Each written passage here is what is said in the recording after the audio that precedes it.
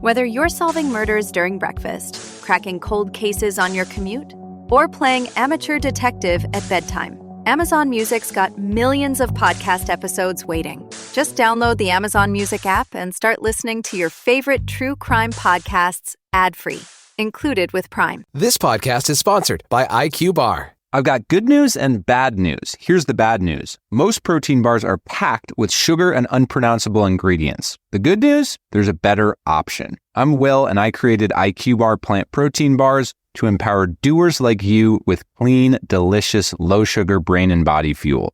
IQ Bars are packed with 12 grams of protein, brain nutrients like magnesium and lion's mane, and zero weird stuff. And right now, you can get 20% off all IQ Bar products, plus free shipping. Try our delicious IQ Bar sampler pack with 7 plant protein bars, 4 hydration mixes, and 4 enhanced coffee sticks. Clean ingredients, amazing taste, and you'll love how you feel. Refuel smarter, hydrate harder, caffeinate larger with IQ Bar. Go to eatiqbar.com and enter code BAR20 to get 20% off all IQ Bar products plus free shipping. Again, go to eatiqbar.com and enter code BAR20. Wine and Crime contains graphic and explicit content which may not be suitable for some listeners. Listener discretion is advised.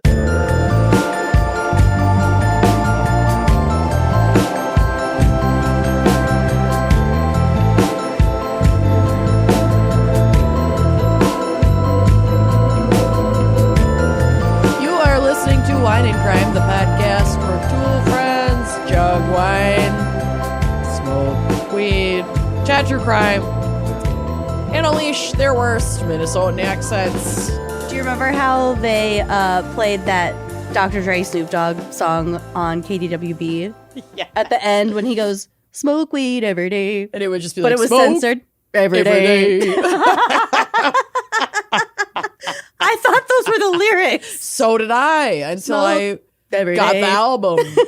Smoke every day. Why did they even leave that in? It's iconic.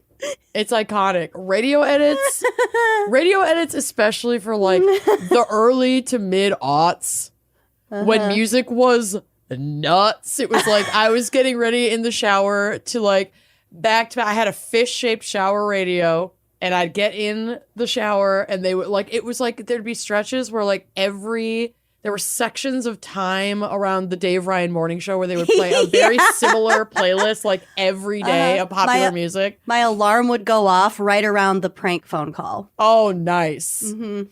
And so, yeah, I'd be in the shower by the time like Casey and JoJo All My Life came on, followed swiftly by Too Close by Next, which is about getting a boner at a club. Which I didn't understand what it meant until well after college.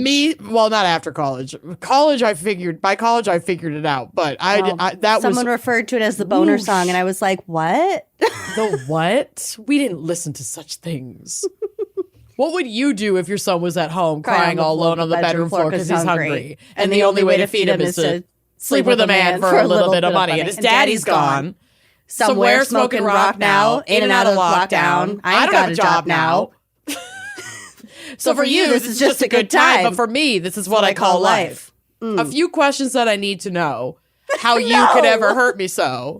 I need to know what I've done wrong and how long it's been going on. Anyway, All Saints. I just gotta say, my favorite bleeped was it that version. I never paid enough attention? God, don't get me started. I fucking love that enough song. Affection. I know. It makes me think of you every time I hear it, which is frequent considering it's 2026. Once a year would be frequent.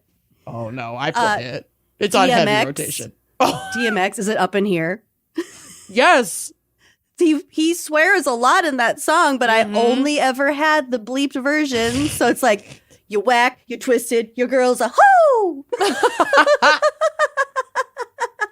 Those were the lyrics. That's canon. And that's what they played at like our middle school dances. It was awesome. There were no adults who knew what was going on. No. Oh. We lived in a really, the 90s and early aughts was a great blind spot. Y'all. For like, it boomers. was a snippet of time where the planets were all in alignment. Popular culture was at its peak. Yeah. Y2K fashion. I remember like being afraid of the year 2000. Me too. It was the unknown. It was like what a drop I wouldn't off. give for that fear to be the predominant fear in my life right now. Y2 I wish I knew motherfucking K. so much less. Wipe my brain like they thought all those computers were going to be wiped. Wipe it. God, clear my motherboard. Wrap her up. She's done. We're done. We're done here. Anyway, today we have a very special fanfic A few questions that I that I need to know. is what the fanfic is today. Brought to us by Jeannie Smith. God darn it, Jeannie. Jeannie, you hit You're us our with genie a good in one. a bottle. We just got to rub you the right way. Oh, It feels like I've been locked up tight for a century of lonely nights, waiting for Jeannie to pick this fanfic. And that is Carnie Crimes. Once a Carnie, Carnies. always a Carnie. mm-hmm. And we're going into this under the understanding that Carnie is not an offensive term. Well, only a Carnie could really tell you that. Well, And I'm I'm going not to one. use the word Carnie a lot in this. Yeah, so Ma I still cries when apologize. she sees a tilt-a-whirl or a fat lady in a tube top. Exactly. We'll get to the tilt-a-whirls.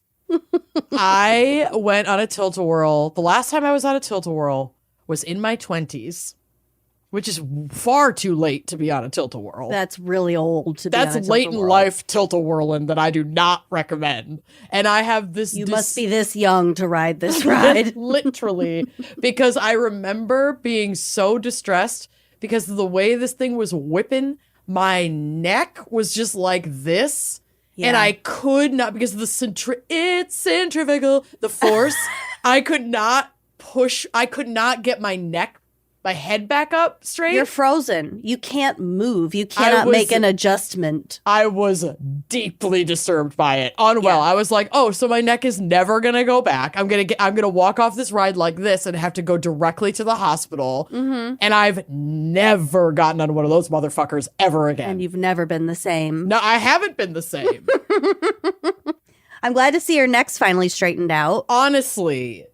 There Thank God. There are some carnival rides that like rely a little bit too much on physics for Body my horror. comfort. Yeah, like the one where you just stand in it Stand against the wall. and it just spins you. And then like the boys Isn't that are what you were referring to? No, that's not a tilt-a-whirl. A tilt-a-whirl is the one that's like, I was in like a little mermaid shell, and there's like 10 mermaid shells, and they it's kind of like teacups, but more insane, and you can't on the control the track. spin yourself. Yeah. And it no. like spins while it's also rotating. Okay. I was picturing the circle, the centrifugal No, force I never is went on your that. only safety. I never went on that because really the only times a year that I ever have or continue to consistently have the opportunity to go on rides are when we go to the boardwalk in New Jersey, which we've been doing every year since I was like a baby, but I've always been a little puss about rides. They always freaked me out. I didn't really like them. I'm not a thrill seeker like that. But I'll do like low to the ground stuff. I'll do upside down stuff. I'll do stuff thrill that seeker like that. I don't like heights. I don't like drops. So like very small roller coasters, sure. But you would never fucking catch me on the Wild Thing. But that, and then the Wild Thing. we used to take like an end of the school year trip in middle school to Valley Fair. Yeah. I think we might have done it fresh a couple times in high school too. I remember throwing up my retainer into the garbage can. I had to go the garbage can right next to the Dippin' Dots next to the Wild Thing. So it was just full. There was just barf in there. And then the State Fair, but I'm terrified of the rides at the State Fair. They still run the Zipper, which is like that really old metal cage that just flips you upside down. Really? Oh, it's so freaky. So freaky. So I've never been like a rides gal, but I do when I'm hanging back holding all my cousins and friends' purses when they go on rides. I love chatting with the carnies because at least in New Jersey on the boardwalk, it's all exchange students that are working over the summer because it's a seasonal job. Yeah. And so they're speaking a billion different languages. They have really cool stories. I'm like, this is where I'm going off to sneak my weed vape, and chat up the Carnies, the seasonal Carnies. Yeah. It's With the an best. armful of purses. With just 50 purses that no one's questioning because there's always one sad loser who won't go on the rides, and I'm proudly that sad It's loser. usually the husband. I guess. Well, now it's great now because I have younger nieces and nephews, so I'm like, those rides I'll fuck with. If they need an adult supervisor on the crazy bus, the dune buggies, let's fucking go. Buggies. The strawberries. Yeah. The spinning strawberry, the children's bumper cars. Beam me up. I'm ready to go. Yeah, that's fair. Times have changed because the Carnie community used to be much different. Mm-hmm. And that's mostly what I'll be focusing on today. I can't wait. I can't wait to get to it. So let's talk wine pairing because Jeannie also wanted us to feature, which I have to say, the name of this sent me. Jeannie, why? I literally wrote LOL-ish, but I love it. The Peckerhead Red by Grace Hill Vineyards. Ew, and it's a red. Why does that make it way worse? It's better than a rosé. It's just pink. Just the word Peckerhead Red. Peckerhead Red. Yeah, it rolls off the tongue. But this little winery is so cute, and I was dying over like the charm of it. Their visit page, which is kind of like their About Us page, is written entirely in a rhyming poem. Oh my God. Allow me to read it to you now. So this is about Grace Hill Winery, and you can check them out at gracehillwinery.com. They are located in just north of Wichita. They're literally on their website. It says, where we are, Whitewater, just north of Wichita, not quite to Newton, lies a little slice of paradise waiting for you. Not quite to Newton, but just north of Wichita.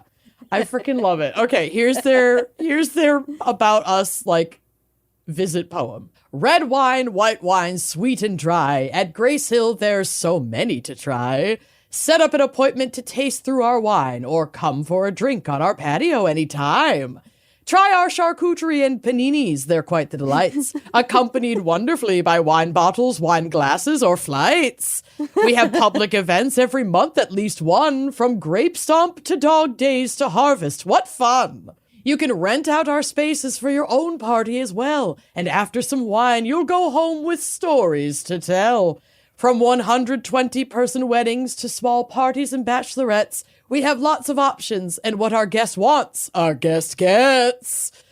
Making the best wine has always been goal number one, and to let you experience it in a way that doesn't make you feel dumb. For those whose opinion of Kansas wine isn't high, we encourage you to give our wine clubs a try. Or maybe you've been to the winery, but still you crave more. In most of the U.S., we'll ship it straight to your door. Or if you live in Kansas, but just can't make it out, try giving one of our local liquor stores a shout. So by now of this poetry, you've probably had your fill. The only thing left to do is come see us at Grace Hill. Whoa. Dude, I fucking love that. It really feels like a Christmas season TV commercial. It's so good. And that page, like each little, a stanza, a little section of the poem has a clickable accompanying photo that aligns with each thing. So like where to buy, how to get it shipped, event space, book your private event, FAQ, oh my God. I was like, this is so charming and adorable. That is really cute. It's we really could never. cute. I know. I love it. So check out gracehillwinery.com. We are shouting out the Peckerhead Red, which is their Stop shouting it out. Their red blend that sells for $16 a bottle, and they have it's a 12% ABV. It's nice and sweet. This will get you going. I'm thinking like if you don't want to drink it straight up, this would be an amazing summer spritzer base wine. Oh, yeah. So I'm talking like a little bit of this, some sparkling water, maybe lemonade and some fruit. Oh. Because they're using sweeter grapes. So these are, again, it's grapes that we might be a little more familiar with in like Midwestern and colder climates. Kansas, we consider Kansas like one of our Midwest sisters. And So this is a Kansas gay again. Yeah. Oh. Sorry. I got a phone call. It was Kansas calling to say, we accept. It's a blend of Chambourcine, Norton, and Concord grapes. This sweet red wine is bursting with strawberry flavors and has been Grace Hill's best seller since its release. So check them out. They have a lot of different wines. I just love the poem so much. It makes me want to go to the winery so bad. I mean, I'm in love with the people who run this winery. Yeah. So the next time we're rolling through Kansas, I think we're going to have to take a stop at Grace Hill because I really want to experience the Kansas wine lifestyle. And if it's anything as fun as that poem, I'm fucking in. Well, we shouldn't go quite as far as whatever that other town was called. Yep, that's right. Or we might miss it. That was one of my favorite parts. I love it. All right. Well, let's take a break to hear a quick word from our sponsees and then dive in. I can't wait to learn about Carnies from you. Yeah, there's a lot. I'm excited. All right, let's do it. Most daily rituals are made for some idealized version of yourself. And washing with a Tushy bidet is just science, honey. Mm-hmm. Water is better than dry, shreddy, dusty toilet paper.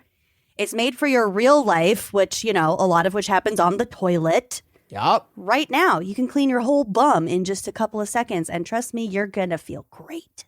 Listen, if you suffer from a crusty, dusty backside, Tushy is about to be your new best friend. Tushy is the everyday luxury bidet that instantly transforms your bathroom habits and your bottom health for life. We can absolutely attest to that. We travel with the portable bidets now.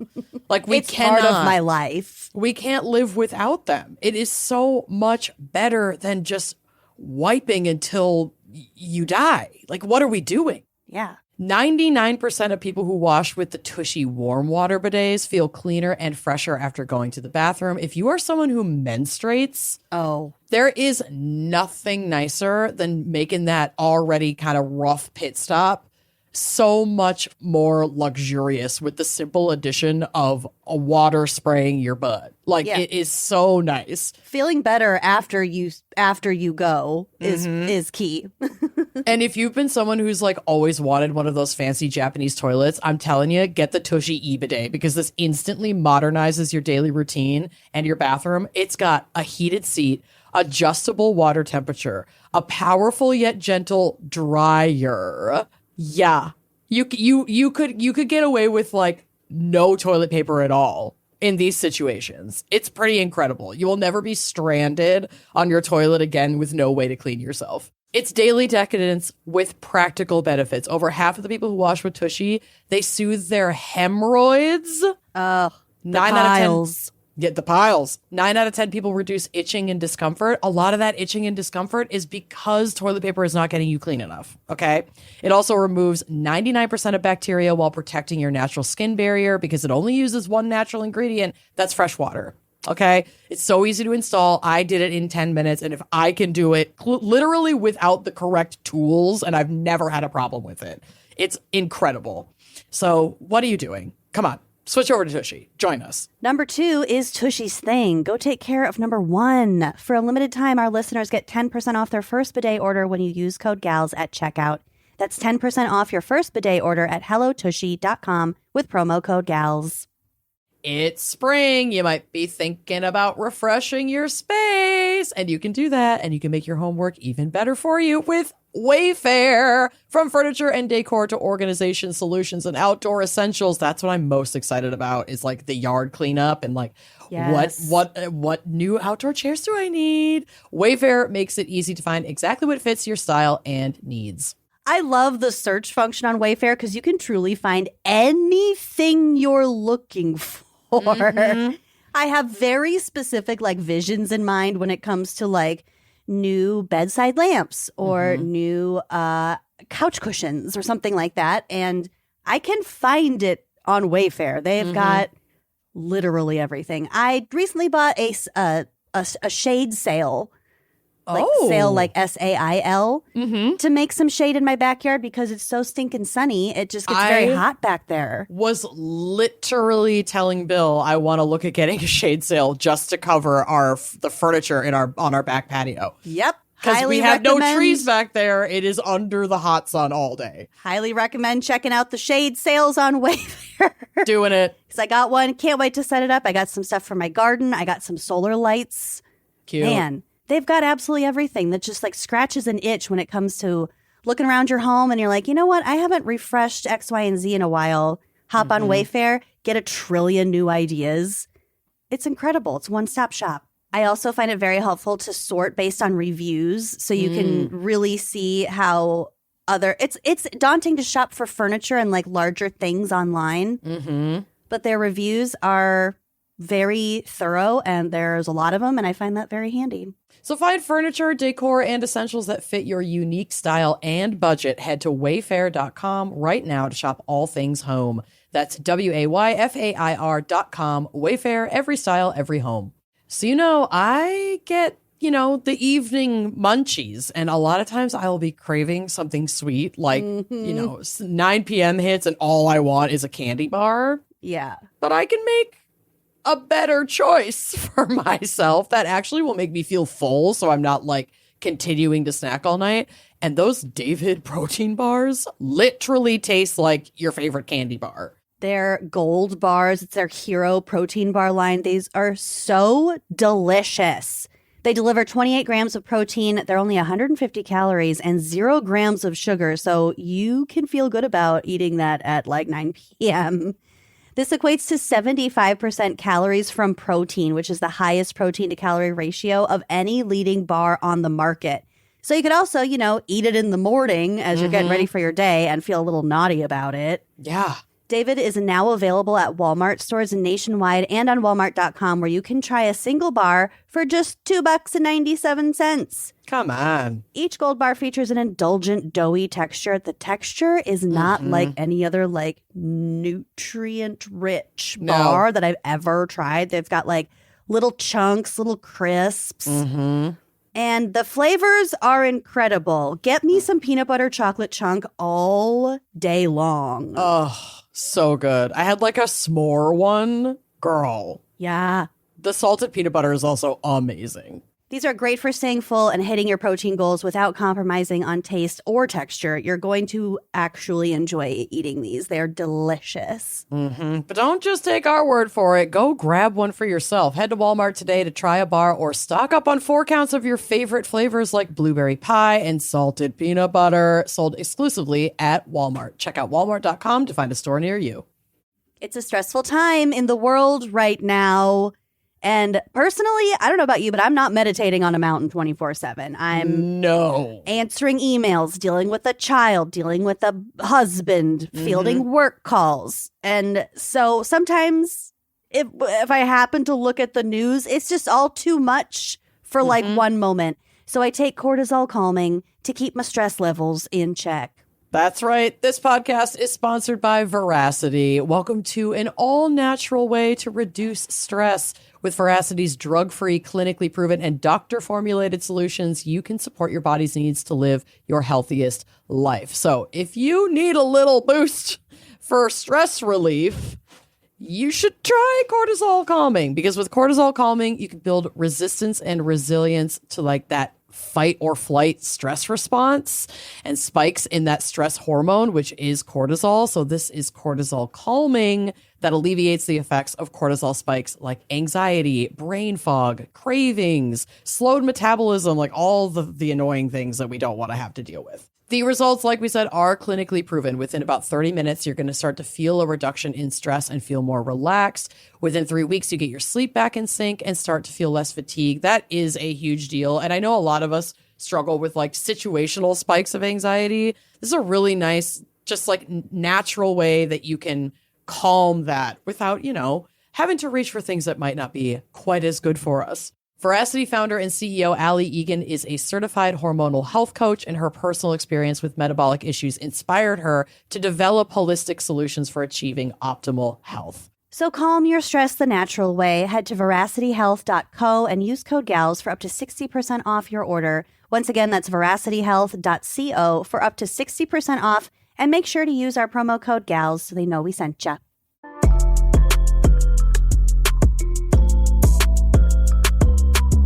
And we're back. I've lit an incense match. I'm ready to learn about Carnies, but I'm going to put this out before I burn myself. Oh. Don't burn yourself. I did the other day. Oops. I lit one. I was, okay, you know what? Sue me. I was smoking weed in bed, all right? It's part of the nighttime routine. And I like to light my evening J with an incense match and then let the weed smell and the incense smell. You know, it's like all my favorite things about smelling like a college off-campus housing without any of the champa and the weed. Yeah, the like Palo Santo and weed smell it's a favorite, but I don't want any of the other like dusty, musty smells of off-campus housing when you're 20. Well, that with clean sheets, is great. Yeah, and at least a moderately clean bedroom. Laundry doesn't count. My laundry is everywhere right now. No. Okay. Anyway, glad we cleared that up. What do you got for us for Carnie crimes? What you gonna tell me about Carnies? Well, a Carnie, if you haven't figured it out, is a person working with a traveling carnival. Okay. They are also called showies, I think in the UK, or showman in Australia. The greatest showman, if you will. Maybe. I feel like never a saw showman. I haven't either. I'm sorry, you guys. Unpopular opinion. I just have reached a point where I don't need to watch Wolverine sing anymore. I'm past it. I'm past it. And I know that the music from that show is great and people loved it. And I'm okay. I'm just going to hang out over here. I'm okay with not partaking in or participating in, really even acknowledging the movies that are like half CGI animated, half live action, kind of like Cats. I feel like The Last Showman was like that. I can't talk to you about Cats. You know how I feel about Cats. I know. I fucking love it. Talked at me about Cats enough. The buttholes. The butthole cut. Okay. The lore. Plenty of lore. I might never be fully on it with you, and that's okay. That's okay. I'll get you there. I'm not giving up on this. Okay. Oh. I'm gonna lure you to my house for a sleepover. We're gonna get high as shit, and we're gonna watch Cats, and you are going to have to be love it.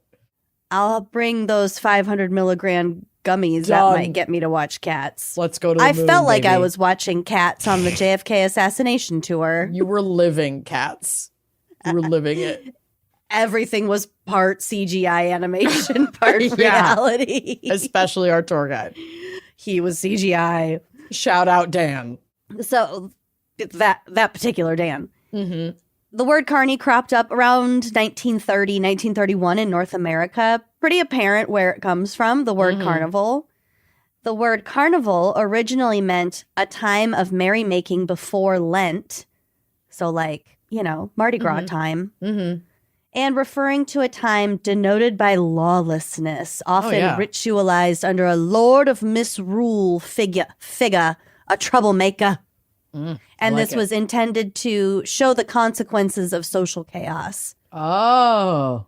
Like, everyone's going to be naughty and you're going to feel like you're having fun at first, but then you're going to be hungover and you're going to have syphilis. It's like a purge. And you're going to be dirty and sticky. And then you have to repent and be good for Lent. Yeah, they gave them the Bible version of the purge to get all of it out of their system before they're abstinent for, 30 days and 30 nights or whatever. I don't know how long Lent. 40? Okay. Yeah, I don't know. I clearly don't observe. I only know that because of the Josh Hartnett movie. Oh, yeah. Oh, that was an edger. Yeah. What's that girl's name? Was that Rachel Lee Cook? Or was that the other one that looks just like her? Rachel Lee Cook is the one from Freddie Prinze She's Jr. all that. Is she a bet? Am I a bet? Am I a fucking bet? She's all that. She's all that. Yeah. She's all bet. She's all bet. Oops, all bet.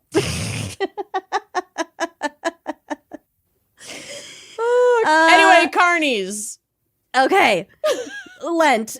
That's where the word carnival came from. Originally around the 1540s. So carnival's an old word. Originally, a fair, like a carnival fair, would have a significant number of market stalls. So they'd be like selling fruits and vegetables and sundries and shit.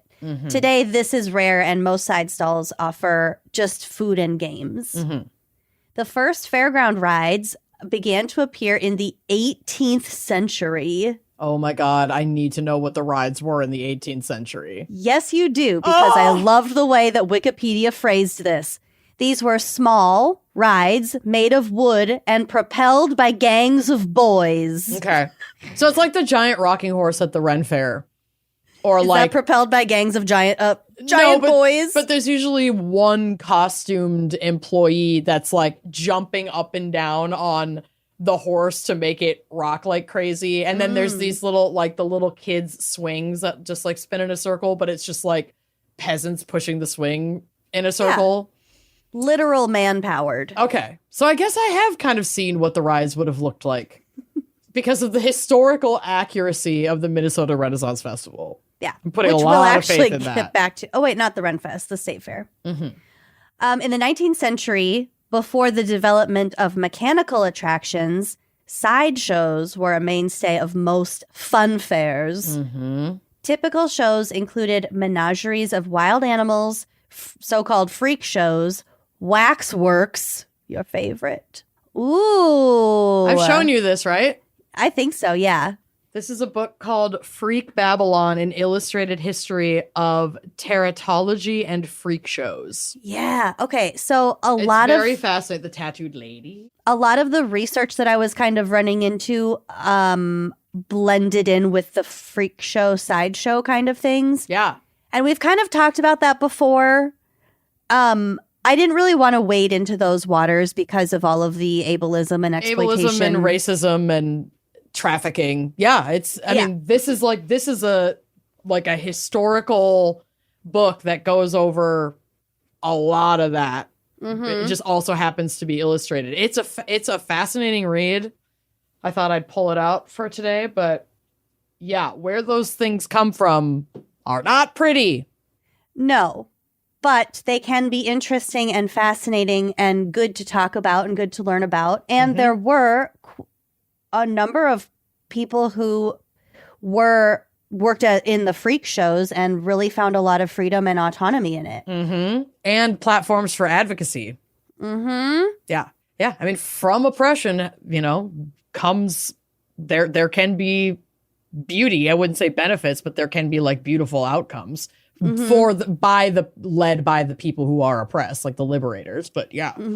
Yeah, one of the articles I was reading was talking about a boy or a young man. I think he was called billed as the alligator boy, but he had some sort of skin condition, physical something or other, and he would be on stage doing tricks and kind of doing his thing, but also explaining his condition to the audience.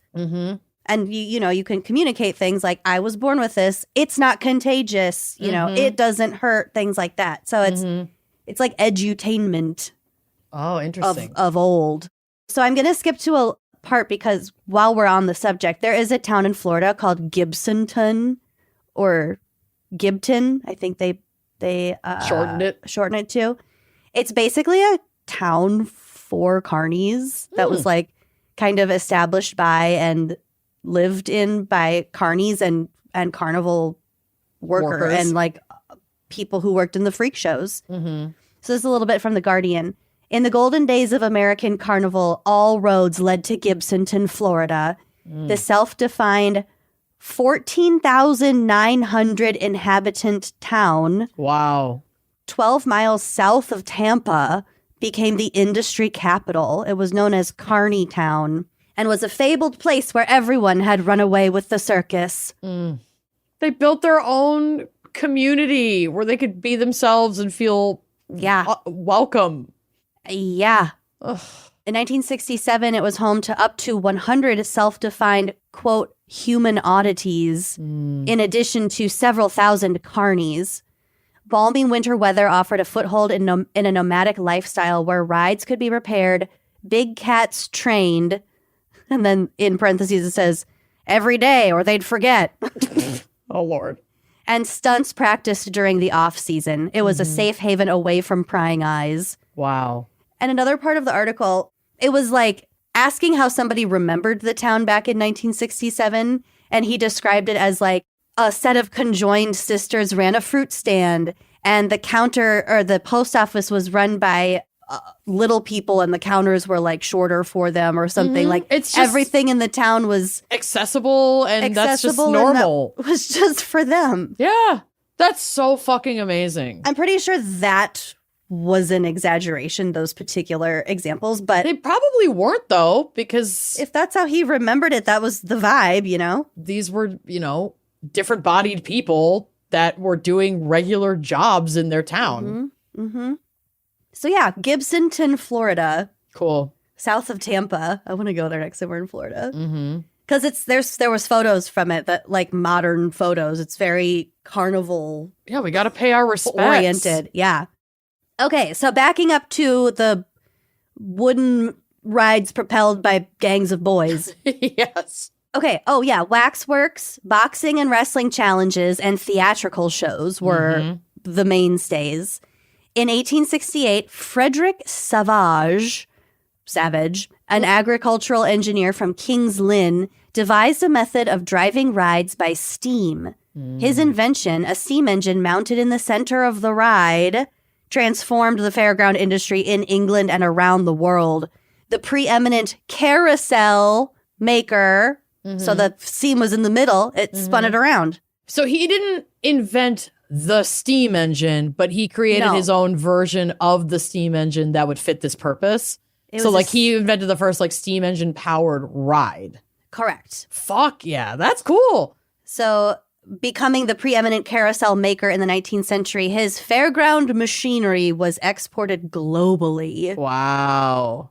So that carousel, dude. Very cool. I mean, I feel a little bit better now when I see places that have like an antique OG carousel and how it's almost always out of order and they'll only run it like specific times of the year. It's like, I bet maintaining an old as fuck steam engine is not an easy thing to do. I have a picture of one of them on the drive. You can do? look at. Uh-huh. Okay. This particular carousel was called Sea on Land, like SEA. Cool. I think it was supposed to make you feel like you're going up and down in a boat, like over waves. Yeah. As it spun around. Yeah. Okay, cool? so it's almost like this has splintered off in the modern day into a couple different rides. I see that it's a carousel, but what we know now with like the horses and the fun shit that goes up and down, whatever, is not what this was. But there's a ride that we go on at Wildwood every year called the Music Express, where you're like on this circular thing in these little carts where you can only have 1 to 3 people in it. Those things go fast. And though. it just whips you and then does it backwards. I fucking love that ride. I was so scared of it when I was a kid, but now I'm like super into it. I feel like I can smell that ride. Because at least the one that's at Valley Fair, it's like enclosed kind of. And everything's just oily. The Valley Fair one too, it's like snow carriages. Like it's I think. And then they also swing out. Maybe. With the centrifugal force. Oh. I might be thinking of a different one, but it's the same ride. It's just constructed a tiny bit differently. But it's cool to see this is like the birthplace of both of those, most likely. Of rides. Yeah. Yeah. That's crazy. Modern traveling carnivals got their start after the 1894 World's Fair in Chicago, Devil in the White City, which had an area that included rides, the Ferris wheel, as we know, games of chance, freak shows, and burlesque. Wow. After the World's Fair, traveling carnival companies began touring the United States, performing in a new town every couple of days. What a lifestyle. Due to the type of acts featured, along with sometimes using dishonest business practices, largely because they were in a new town every couple days. Right. The traveling carnivals were often looked down upon, which sort of segues into why carnies have their own language.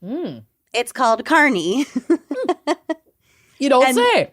Linguists describe it as an argot. I had to look up this word. It means the jargon or slang of a particular group or class. Okay. Argot. Or a cant, which is a language peculiar to a specific group or profession and regarded with disparagement. Because they're an out group. They're an out group, and they're an out group we don't like. Like robbers. Sure. I found this amazing article from Louisiana Folk Life about this language. The article is mostly about pro wrestling. Cool. Yeah. So like the overlap is really fascinating. It talks about how the Carnie language originated in the mid to late 19th century at carnivals among the professional wrestlers. Because like I said, before there were a lot of rides, there were like shows. People shows. Yeah.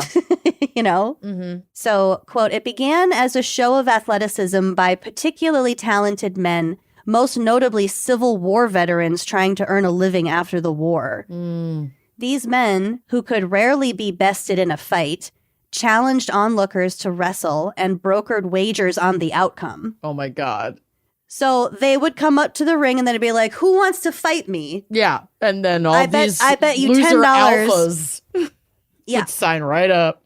Often the hero would first defeat a plant who was just a fellow Carnie who was in the crowd, who's like, hey, how about you? I don't know you at all. You're totally not going to throw this fight. After which the locals would be eager to step up and finish the job that the plant started. In order to communicate with each other in front of unsuspecting crowds, the wrestlers and the plants used a code only decipherable by a trained ear, the language now called Carnie. Wow. So Carnie works much the same as Pig Latin, in which a mnemonic utterance is added between syllables to render a word unintelligible to the uninitiated. Cool. I was going to ask, actually, if it was like Pig Latin. Yeah. Because that makes a lot of sense. Yeah, it's not like a whole unique novel language. It's just if you're speaking it rapidly, no one knows what the fuck you're saying. Yeah, exactly. By the rules of Carnie, okay, it's ease, is, or eas. Depending on, it's kind of regional. That they add in? Yeah. Well, it was spelled as E-A-Z. And a couple different sources said they pronounce that as is, ease, or eas. Okay. I'm going to go with eas because that was the first source that I found. I wonder if there's video of people speaking it. There is. Did you find any? Yeah, I can play some, but I was going to talk you through this first. Yeah, no. After you do that, I want to hear some from an authentic Carnie speaker. So is inserted before the first vowel of every syllable in a word. That's called an infix. So your name, Amanda. So for putting is before every vowel, your name is Eazam, Eazand, Eaza. Oh. Eazam, Eazand, Eaza. Cool. Okay. And then I did Wine and Crime too, which doesn't sound as pretty. It's Weazine, Eazand, Creazyme. Oh, I got to take my Creazyme supplement. Good reminder. My Creazyme powder. I gotta off my Creazyme. So there's a TikTok, a video from KLG for Texas, and she can speak Carnie, so she's saying some things like kind of fast so you can hear what that kind of sounds like. So I'll say a phrase. So my name is Kizate is an Izilizav is an Izostas and Tizaxis is an Tizidaze is a Thizers Tizae is an Hizaspas and Vizer is Hizad is Otsizite is also Zamazar Lizon is an Wizzy is our Lizok kissing Fizor was our Tizuizi Kuzold Frizan. Okay. Does she say what she said? She had said, "Hi, my name is Kate. I live in Texas. Today is Thursday," and then I couldn't understand the rest of it. Wow, I couldn't understand a word of that. Carnie works. Carnie code is efficient. Yeah, and maybe like once you kind of know it, you know to listen for it, and you can kind of. But if people are just rapid fire, fluently speaking this, there's no way. Yeah, that's wild. That's amazing. So like any other language, it connects speakers. And because the Carnie community is not large and they take a lot of pride in their culture, speaking Carnie is a badge of respect. Today, according to this article, the language is more common in the wrestling community than in the working carny community. Because there just aren't as many carnivals anymore, I would imagine. There aren't that many trade carnies because, as you mentioned, a lot of them are foreign exchange students on their summer break. Mm-hmm. Obviously, depending on the area. I'm not painting with that wide of a brush. It's seasonal work that draws those specific types of employees right now. Mm-hmm. Especially now that there aren't like these quote unquote freak shows that are rooted in ableism. So like disabled people are certainly getting jobs with seasonal work with carnivals, but not at like the level and to the extent that they were, because before they were being like specifically exploited for their unique look, quote unquote, or talents, quote unquote. Yeah. So yeah, it's just the employment is different. Seasonal work doesn't look the same as it once did. No, nor does traveling work. Mm-hmm. This article finishes by kind of comparing the wrestling and the carny community. Both industries have similarly evolved to conform to cultural demands, and the use of the carny language diminishes as a result. Right. But they don't need a secret code anymore if their rights and their autonomy are being protected, because that's probably why ultimately they needed that language in the first place, to have conversations in front of potentially harmful attendees, but also probably in front of their bosses. Well, we'll talk about the reasons why the language kind of came to be. Okay. A lot of why it's died out is just because carnies, like I said, trade carnies don't exist in as the numbers that they used to. Right. So there's just not people learning the language, learning how to speak it, becoming good at it. I mean, it's sort of the same as you see like a lot of indigenous languages, their kind of cultures. I'm not trying to like really compare them necessarily, but a language is a language. It's a living thing. It has a purpose. Yeah. And languages do die out when the people speaking them. When the new generations aren't sticking around to learn them. Mm-hmm. But you can still find some like older carnival workers, or as they call them, half-yarders who use the language. Okay. I found an article from Racket, Minnesota, which, oh my God, I don't know why it was so challenging to find like really good, reliable sources about carnies, but like a lot of my sources had terrible fonts and terrible like inverted colors on the page, and it was so hard to read, and I felt so old because I was my eyes can't handle it. Mm-hmm. I have to get my blue light lenses. Anyway, they had some information about like online job boards for carnival workers with like kind of mysterious language. It was like a peek behind the curtain. Cool. And it was really funny. So the article says there's a website called Carnival Warehouse with job postings for show people, folks looking to work the seasonal route of state and county fairs that run from early spring into fall and winter. The listings on the board are cryptic, full of intriguing vaudeville phrasing like looking for someone to work hanky-pank or hanky-pant, or need a ball and cork man, or shake machine and beer bust. Hell yeah. These posts boast of free bunkhouses with no bugs. They advertise sign-on bonuses and 30% take-home pay to carnival workers and show people. More than the fanciful vocabulary, though, there's something fascinating about the job board, like a peek behind the circus drapes, that shows how massive events like the Minnesota State Fair function. Mm-hmm. In a Facebook group, one post warns, no drunkies or junkies or lumpies. Okay. And for some reason, that's a lumpy with 2 P's. Well, it must mean something very specific. Not that you have lumps. No, I don't know. But maybe that you're lumping around. Maybe. Doing some lumping. And the post also proclaims that, quote, if you can't get to where you need to go, we ain't your kind of hole. What is a lumpy? Are we lumpies? What kind of hole is our kind of hole? Asking the important questions, Racket. The questions stack up like rings around a milk jug. Perhaps we aren't supposed to know what a lumpy is. Maybe hanky-panks and shake machines are not for us to understand. We're not in the in-group. No. Not every space is for us. It's not for you. It's not for you, and that's fine. Play the games, give them some money, go home. Get out. And don't litter. Please, for the love of God. So they also have a bunch of jargon, Okay. which I'm going to tell you about. Rattle it off. This reminded me of when we were doing our trucker crimes episode and I had all the trucker codes. Mm-hmm. I'm just going to throw a bunch of shit at you and I hope that some of it sticks. Great. So their games are called joints. He's over at that joint. A food stand is called a grab, a popper, or a floss wagon. I don't know. I like that a food stand is called a floss wagon. Yeah. Get all that corn in your teeth. Ugh. And Annie Oakley was meant a free ticket. I don't know why. That one was more quaint because that was in like the 1910s. Mm-hmm. To bally is to attract a crowd by making a great commotion about how terrific a show is. Wow, I just got out of this monkey girl show and, you know, screaming and drawing attention so people want to go see whatever the hell you just saw. Got it. That's called ballying.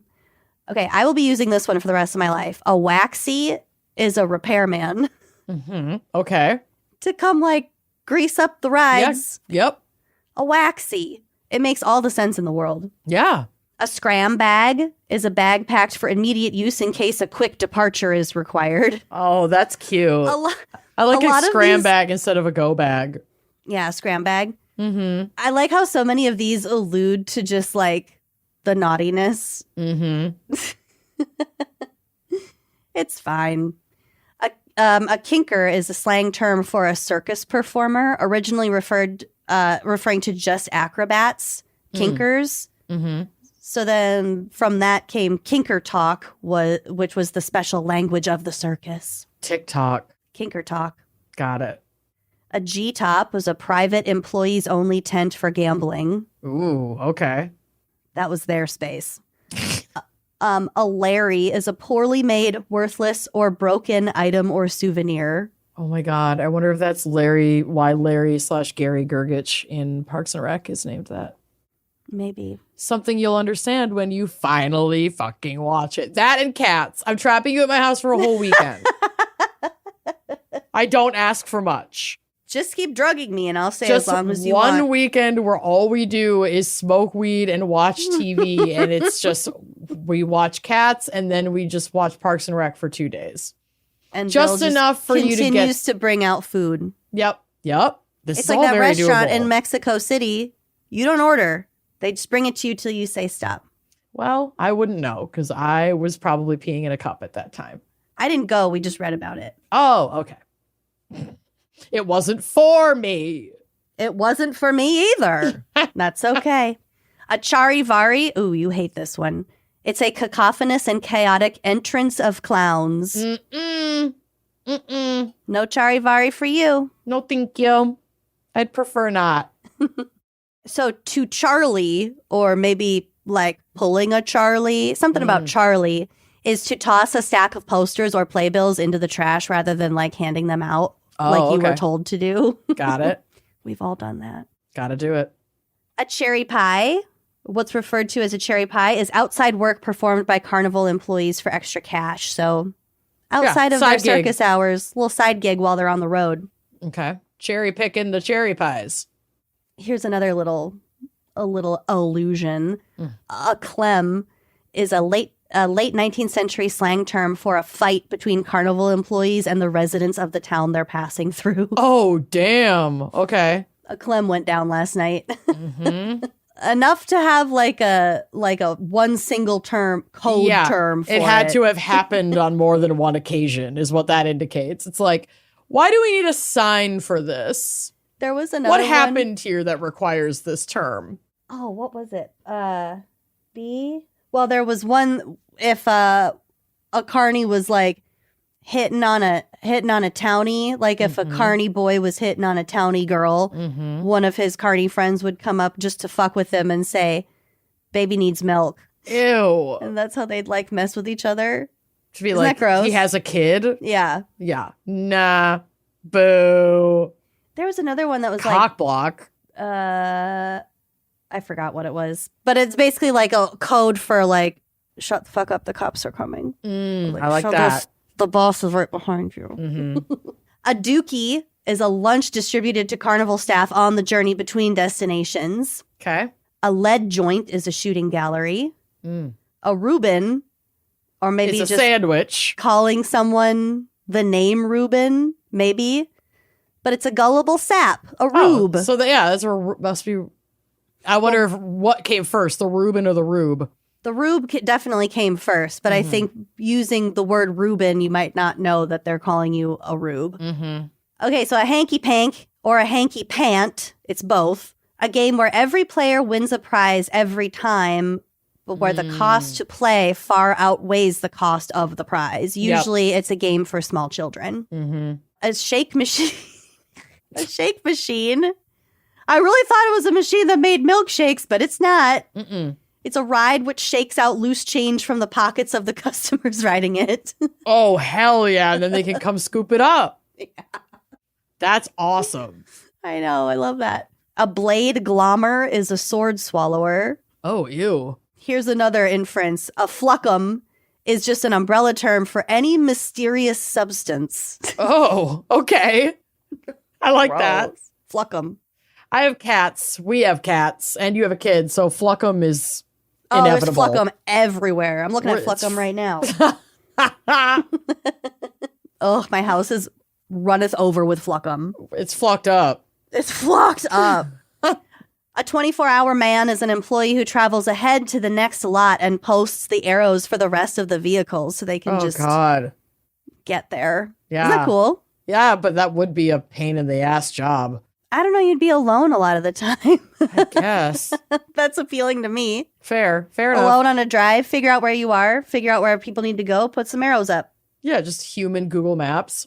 A punk joint is a game that largely appeals to children. So a punk joint might be a hanky pank. Okay. And then to put them on the send means to extract every last dime from a person in the hopes that they will go home or to an ATM to get more money. Holy shit. Put them on the send them to an ATM. Incredible. Incredible. Okay, so speaking of like really horrible websites, I found the least vision-friendly website on the entire internet. Oh, no. Okay. It had a lot of information, seemingly good information. It's goodmagic.com, but I'm warning you about the what you're about to see. So I have to go to this website? No. Then I'm not going to see it. No. It's in Comic Sans. Comic Oh, but the people Sans. listening, Mike. Oh. Everything's in Comic Sans. It's against a backdrop of royal blue, and the text itself is white.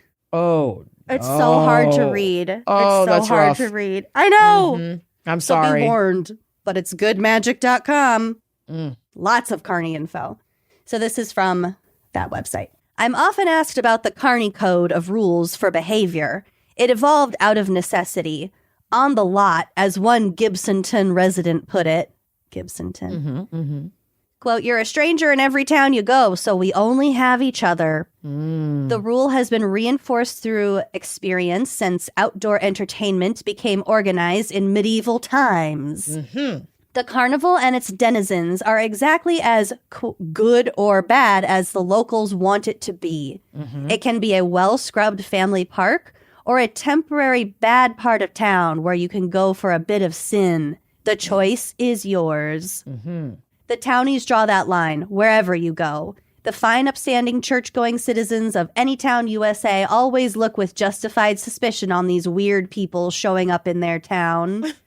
The Carnies will be here today and gone without a trace tomorrow. It says so prominently on all the posters. Don't worry. It's only temporary, y'all. Don't freak out. Carnies have no stake in the local community. They have no fixed address. They look like they just got out of prison yesterday. They certainly don't play by your rules, and they've come for the express purpose of getting your money.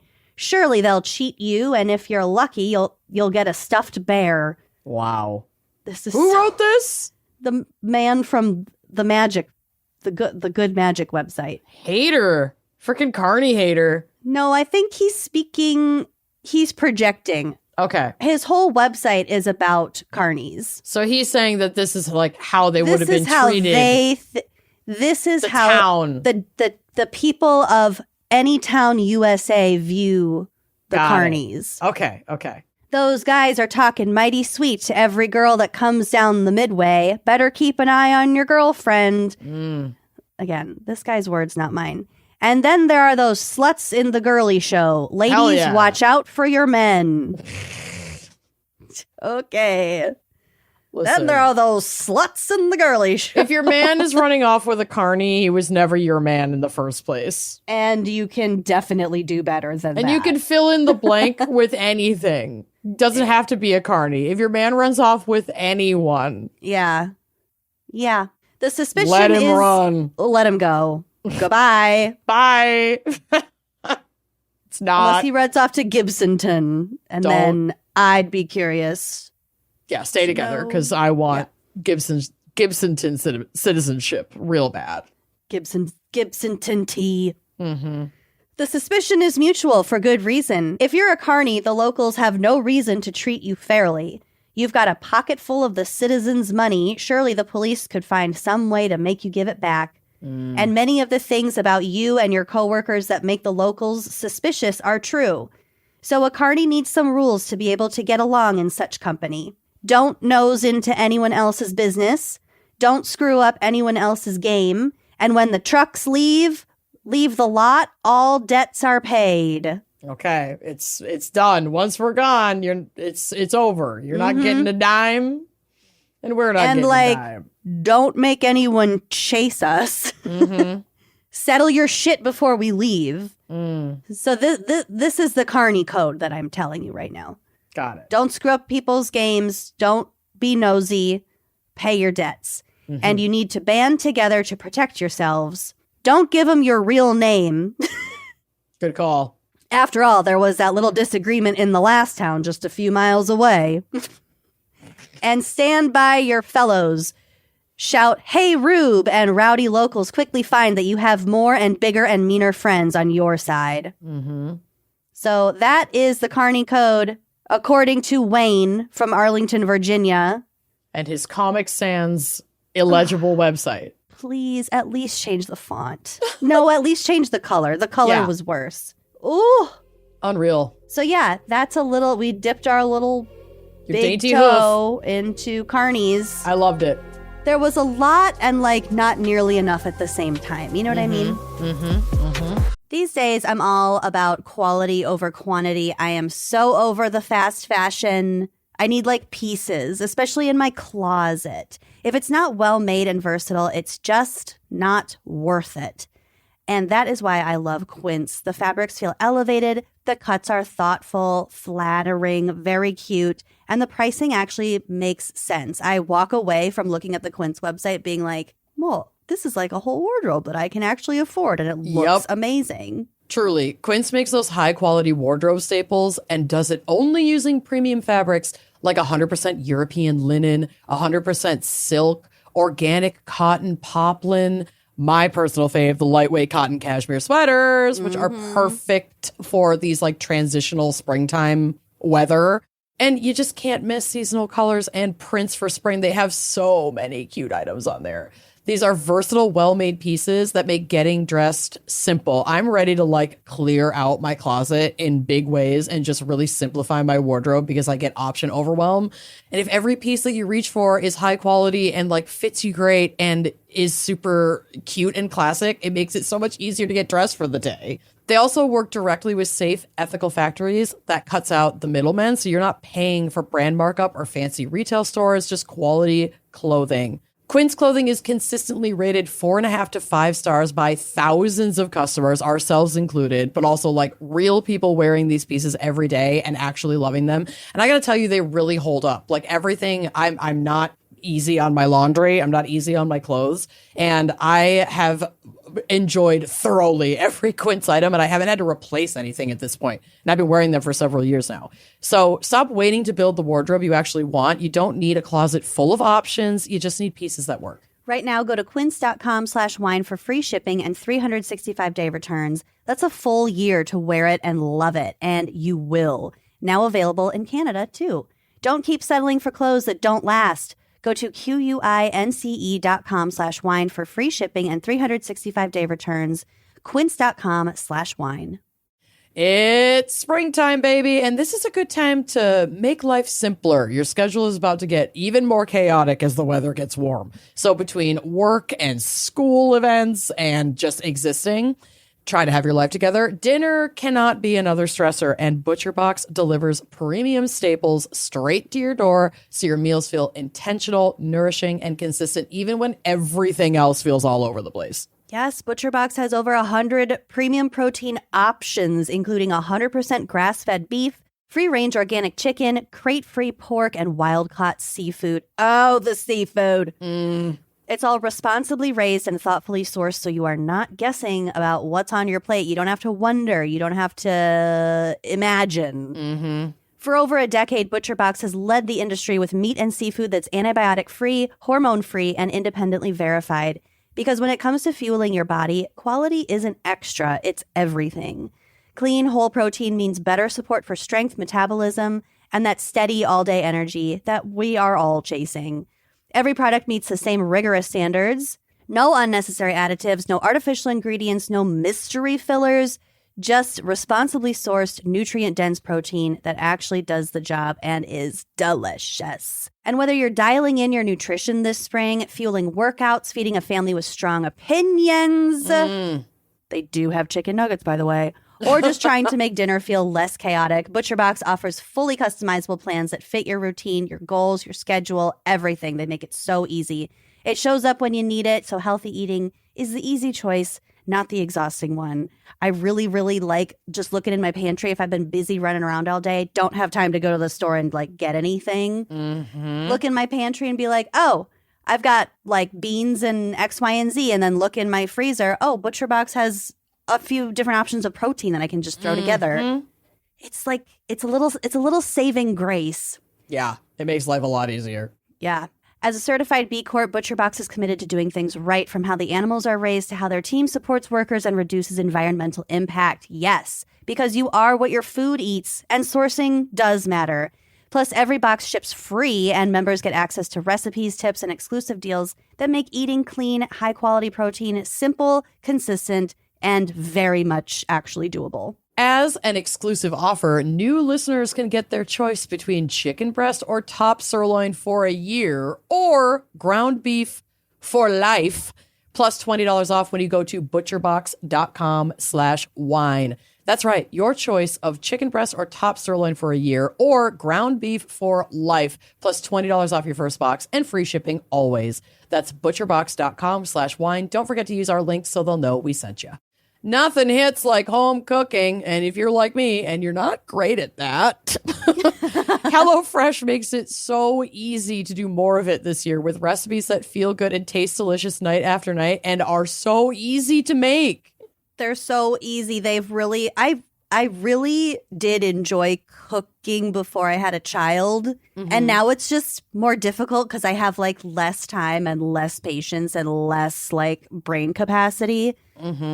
But when I get my HelloFresh boxes, it just makes everything so much easier. It brings back that, like, the good feelings of, like, cooking a meal in the kitchen. So HelloFresh lets you choose from more than 100 recipes every week, including cuisines from around the world and meals that are going to help you beat the winter blues. I'm talking casseroles, pastas, potato base, bowls. You know I love a good bowl. They also have bigger portions to satisfy everyone. I love leftovers. I need leftovers. You can choose from more than 35 high-protein recipes every week, including new Mediterranean and GLP-1 friendly options. They've got a bunch of seafood, antibiotic and hormone-free chicken. You're going to feel good about what you're eating. And there's also now 3 times the amount of seafood for no upcharge. Shrimp. I am on a huge shrimp kick lately. Yeah, you love shrimp. I didn't think I did. And then I started cooking shrimp myself. And I was like, wow, this is A, I can cook it confidently. And B, it's delicious. So go to HelloFresh.com/gals10FM to get 10 free meals plus a freeze-willing knife, a $144.99 value on your third box. Offer valid while supplies last. Free meals applied as discount on first box. New subscribers only. Varies by plan. For everyone who solves crime from their couch knows more about forensics than their own job, and has trust issues with small-town sheriffs. Amazon Music's millions of podcast episodes are calling. Just download the Amazon Music app and start listening to your favorite true crime podcasts ad-free. Included with Prime.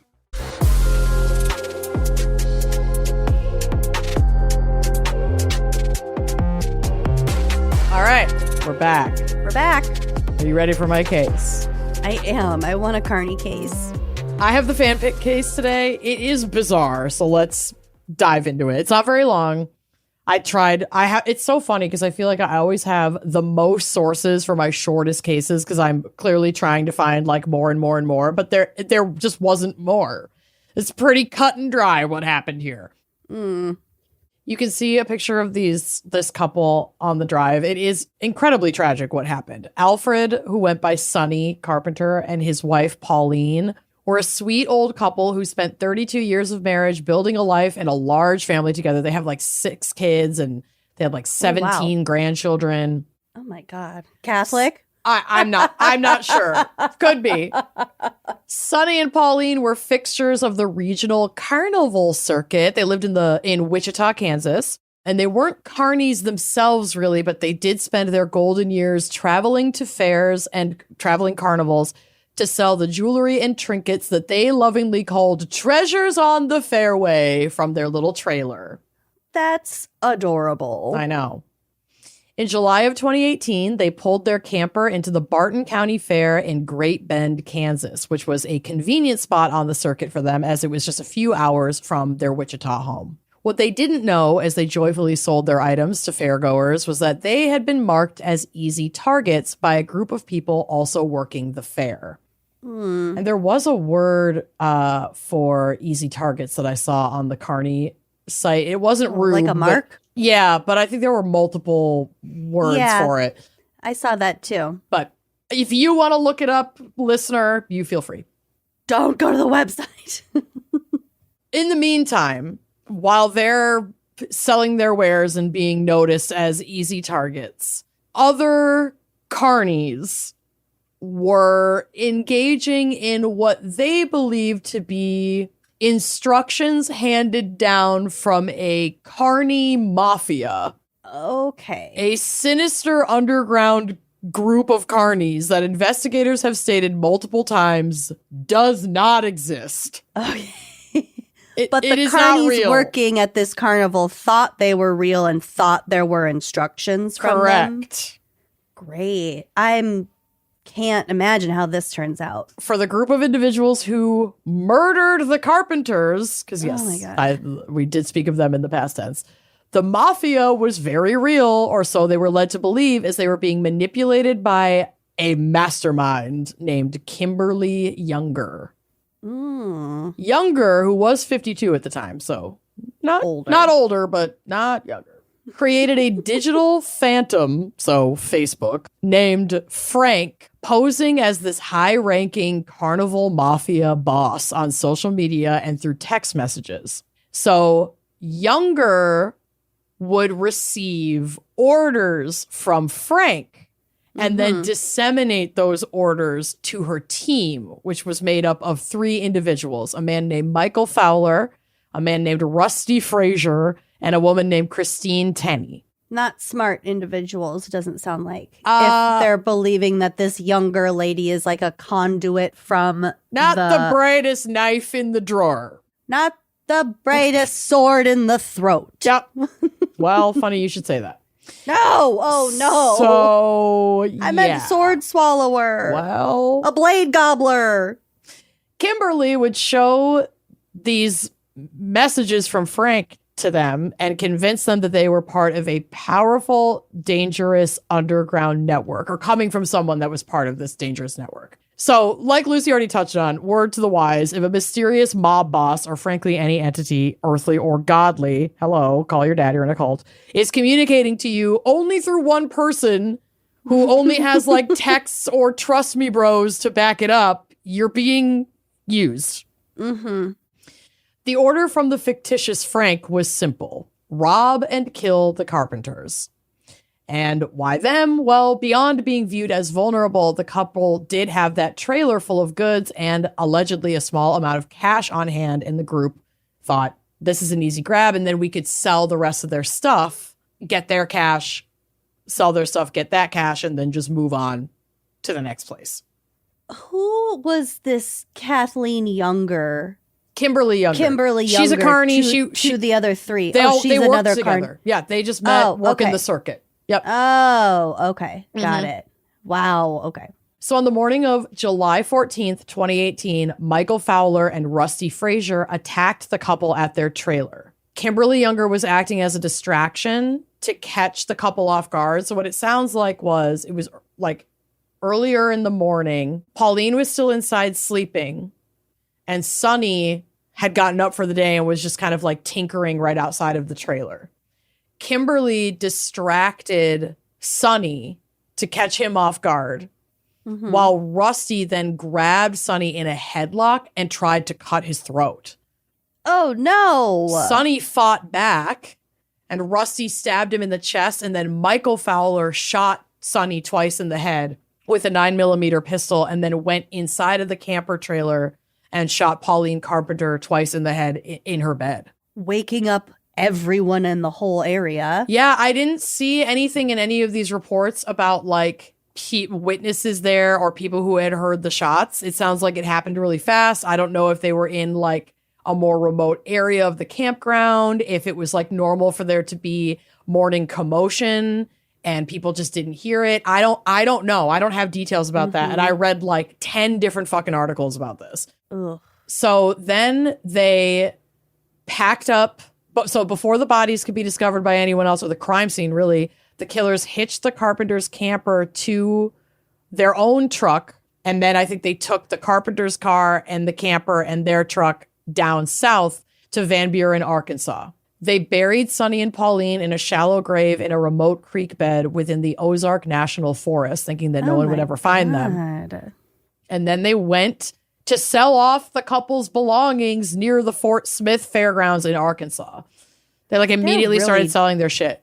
Dumb. Are all four of them are together now? Yes. So Christine Tenney, who is like with this group and was aware of the killings, but was not directly like, she didn't pull the trigger. I don't even know. She was probably just like a bystander when this happened, but she was also manipulated into this whole scheme. She called her sister. Her sister was in Texas, from the apartment that this group was staying at in Van Buren, Arkansas. And on that call, her sister noted that Christine was scared and had told her that she was kidnapped by 3 others who had murdered an elderly couple and that she's being held against her will. Now, I don't doubt that that's how that ended up playing out, but there are no like kidnapping charges, and Christine does end up being charged for being, complicit essentially in the crime, even though she didn't directly commit the crime herself. I think this got to a point where she's like, oh, fuck, I'm really scared. This has gone too far. I want to get out and try to save my own skin. And so that's kind of where I think that came from. But like, to her credit, she did cooperate with the investigation. She received lesser charges. She told someone, like, if you do wind up in a situation where you've been manipulated and you thought things were going to go one way, or like didn't even really believe that this was actually going to happen, and then it does, and you're caught up in the whirlwind, like the least you can do is what she did, which is the first opportunity she had. She called someone she trusted. She told them to try to make it right. Gave them information, and then the sister in Texas called 911 in Texas and said, hey, I just got this call. My sister is with people who had, quote, possibly murdered somebody in Texas or in Kansas, and that she provided the location that Christine had called from. So, there's like, I'm not saying Christine is like absolved of all of her participation in any of this. And I understand that manipulation is a very real thing. And like, all of these people involved really held firm that like they truly believed that they were going to be ingratiated into this very powerful group, and like were afraid of this group. That didn't fucking exist. Right. So when police arrived at the apartment complex in Van Buren, Arkansas, They found the carpenter's truck and a camper parked outside riddled with bullet holes. Kimberly Younger, Michael Fowler, and Rusty Frazier and Christine Tenney were taken in for questioning after it was revealed that they were the ones who brought the truck and the camper into the complex. Police say they uncovered a plan that they believe was orchestrated by just one of the suspects, and that's Kimberly Younger. This is from one of the police captains. Quote, she was using a social media account for this Frank person. It was later determined through some analysis, looking on the internet, that those messages were being sent through her phone to her. So she was like texting on Facebook Messenger from Frank to herself, Kimberly Younger's Facebook, and then showing those messages to these people. And then there were a couple times when Frank, quote unquote, would also message via Facebook Michael Fowler directly. So they have some back and forth as well that they found. Okay. But the Facebook account, all of the login, like the creation of it, whatever, like email is behind Kimberly. it. It was all Kimberly's. It does not take a like forensic tech examiner to determine that. It doesn't take all it takes is access to her phone. Neve Schulman to figure this out. No, this is like the most blatant catfish of all time. So yeah, she would log into this Frank person's account and show the rest of the team saying, hey, here are the messages that I'm getting from Frank. End quote. That was from Captain Weir, who worked on this case. So a clip of the messages that were between Michael Fowler and quote unquote Frank on the day that the murders were carried out. Fowler messaged him and said, it's done. They're dead. THEIR. Oh my God. All the spell check. They're what? The spell check in here is lit up like a fucking Christmas tree on these messages. And then Frank, good. Lit up like goodmagic.com. Truly. Frank responds, good job. Now get out. Fowler says, I'm trying to calm down right now. Frank says, deep breaths. The first is always the hardest. Jen, I don't know who that is, sent me pictures of the man. I sent into the heads of council. War is over. And Fowler. Meanwhile, Kimberly's just texting this probably 10 feet away from him. Probably. Ugh. Fowler, thank God and okay. I feel like I got a lead weight on my chest. Frank, you need to relax. Fowler, I am. My chest has eased up a bit. So Fowler had been convinced by Younger that these killings were an initiation into the carnival. I believe all of them felt this way, but Fowler responded a lot in police interviews. So most of the information that we have comes from like his police interviews and testimony. So Fowler had been convinced by Younger that these killings were an initiation into the carnival mafia, and the mafia would protect them and help them achieve financial prosperity, but that also the mafia was threatening them if they didn't carry out what they were told to do. So it's like you get the benefits of being in the mafia as long as you do everything the mafia says or we'll fucking kill you, basically was. And it's like also a little bit of a pyramid scheme. Yes, which like, again, this is so, even for the mafia, that's scammy as hell. Like financial freedom. Mm-hmm. Mm-hmm. Yeah, and then you find 3 people to be under you in the mafia pyramid. Exactly. And before we know it, we're all always rich. The hardest. Yeah, first one's always the hardest. So, yeah, I literally wrote it here. I don't think anyone involved in this crime was the brightest bulb. Mm-mm. When police told Fowler that the orders to kill the Carpenters had come from Younger posing as Frank, Fowler was shook and pissed and said Younger, quote, had me suckered the whole fucking way and I just threw my whole life away. Oh, yeah, you did. I know. If they weren't literal murderers, I would almost feel bad. But it's like, yeah, bud, you killed people without like really questioning why are we doing this? Not a lot of critical thinking went into to this. steal a little bit of their money and then sell their little trinkets? Like they're trinkets on the midway? They're old people that are carrying out their golden years. They clearly, it's either they didn't really have quite enough money to retire, which was 6 kids. I could totally see that being the case. Mm-hmm. Or they had a little money set away, but they just really loved doing this. I'm not sure what either of those are, but like, either way, they didn't have a ton of money. That's the thing. Finding a mark that's working the seasonal Carnie circuit, that's where you're going to make your big bucks. That's worth it. Yeah. You think that like no amount of money is worth it to take somebody's life, period, full stop. But like when you're putting yourself in the mind of someone who's desperate for that kind of payout and it's willing not your to coworker, your traveling coworker. Literally, you think they're in a much different financial situation than you? Yeah. It's like y'all are not thinking. This is so pathetic and then like senselessly fucking tragic. Very. Oh, poor old people. I know. So they did all get arrested. They all got charged. They all pled not guilty. And then justice was pretty quickly served in a Barton County courtroom. Kimberly Younger was sentenced to life without the possibility of parole for orchestrating the hits. Rusty Frazier and Michael Fowler also received life sentences for like actually carrying them out. And Tenney was sentenced to nearly 6 years for her role in the robbery and obstruction of justice. Each individual was also charged with 2 counts of corpse abuse for moving them across state lines, 1 count of theft by receiving. So I'm assuming like killing and then taking people's stuff and then selling it could be theft by receiving, like reselling stolen goods. Let me see if I can ask Siri that. I should have looked that up, but I didn't think about it. Hey, Siri. I know what theft by finding. What is theft by receiving? Receiving is the act of accepting or taking possession of something that has been given or sent to the person. I think it's being... I know what the word was. Okay. I think it's being held responsible for a theft, even if you have been the recipient of said item. Okay.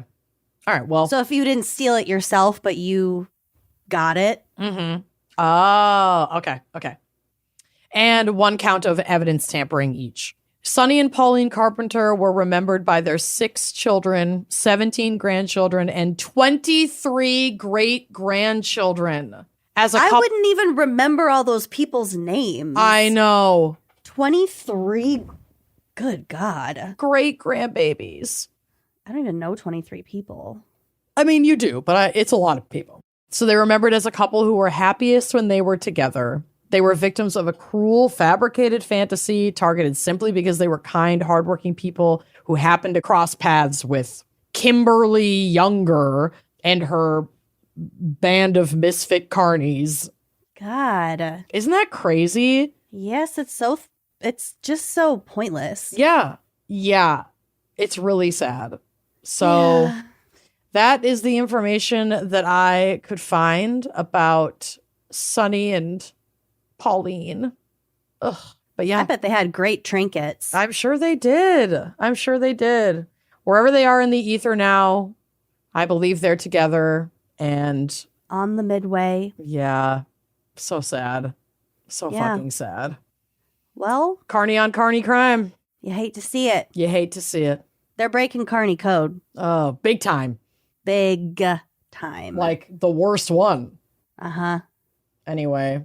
They're not allowed in the G-top anymore. Not anymore, baby. A Waxy wouldn't do that. But you know who is allowed in the G-top? Jeannie Smith. Oh, Jeannie, thank you for this topic this week. God bless you. You're no Larry. Nuh-uh. You're no Lumpy that we could never determine what that meant. Sorry if it's not real. The internet doesn't know what it is. The internet is also stumped. Well, let's put him to the send. Put him on the send. Put him on the send. Can you tell I scrolled back to my vocab section? Put him on the send to Uncorked so you can get these episodes ad-free as well as additional bonus content and monthly happy hours and our new book club. Yes, our pre-sale book club. for our live shows. Mm-hmm. Live streams. Yeah, live stream. Free access to live streams when you're at $10 or more.